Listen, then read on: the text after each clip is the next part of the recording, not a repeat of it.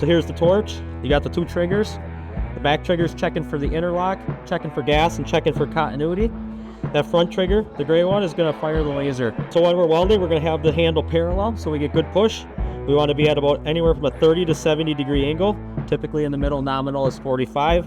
That wire will physically push you. So all I'm going to do is just go along, let that wire push me and control my travel speed.